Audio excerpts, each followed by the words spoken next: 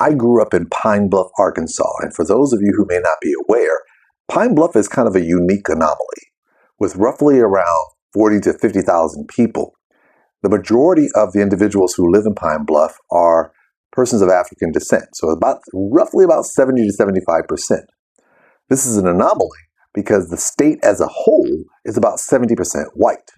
So therefore, I grew up in a really unique environment where my immediate environment, in terms of where I grew up, was predominantly black.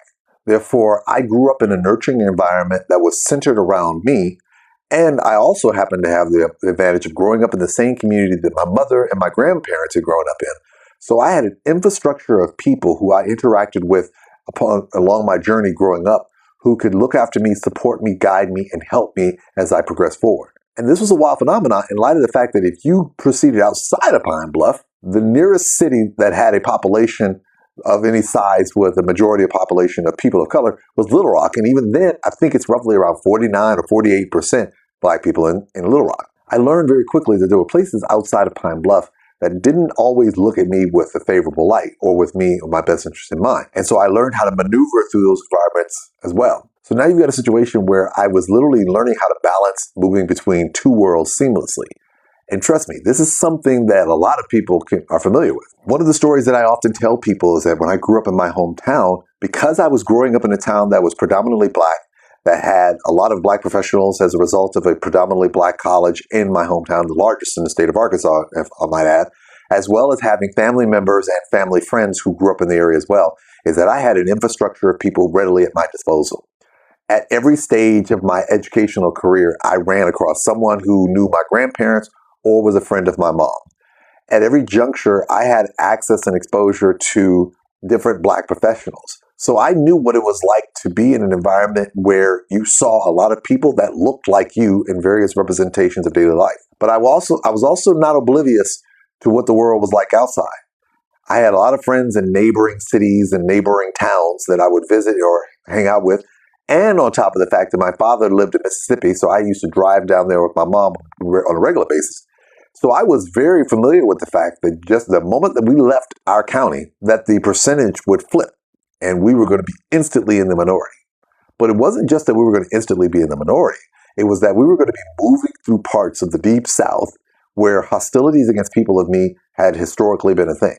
So even though I may not have been able to readily see them, I was cognizantly aware that they were there, which put me in a very unique position because from my mom's generation, hard bigotry, as I call it, is something that was a normal way of life for her.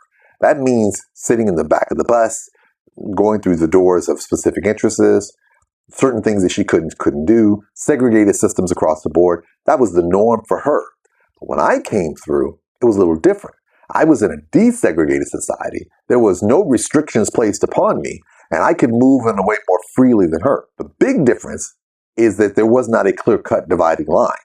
At least in her world, she knew exactly where she stood in terms of what she could and she couldn't do, and there was a very overt level of racism that she had to experience, that she knew how to engage, and that she knew it was coming one way or the other. I, on the other hand, didn't always readily know what was or what was not bigotry. Because in most instances, we were now in this new phase of our culture where my generation, there was this expectation that with all of us being together, that the sins of the past had now been resolved.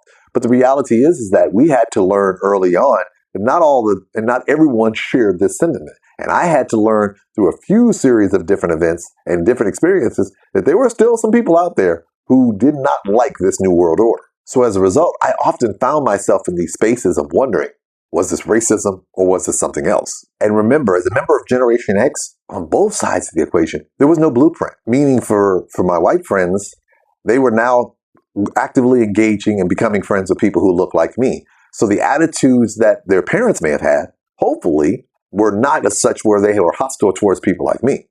Just like on the flip side, I came from this environment where a lot of my mom's generations didn't actively have friends or relationships with people who were white. So now both of us were moving into this, what I call this period of time of what I affectionately refer to as trial and error, where we're trying to figure out how do we both move in these spaces where our parents have these very preconceived ideas and mentalities and cultural attitudes that they had, and they kind of, I wouldn't say imparted upon us, but they kind of had to figure out how do you massage out those attitudes while at the same time recognizing that there are people who may still have those, but not wanting to put that upon your kids and letting your children find out on their own. So we literally were not only the transitional generation, we were the trial and error generation. So it's important to recognize that as we move forward under this new way of doing things, that there was a lot of things we just didn't know.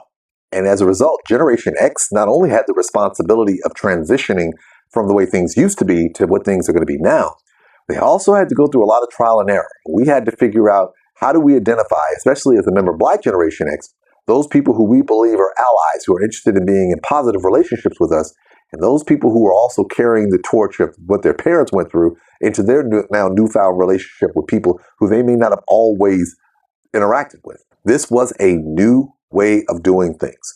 No one had told us how, and we were having to find this out on our own. And that's exactly what we did. If you like what I'm talking about here, I invite you to check out my book. I give a little bit more insight about various experiences that I had along the way, and I welcome your feedback as always. Take care.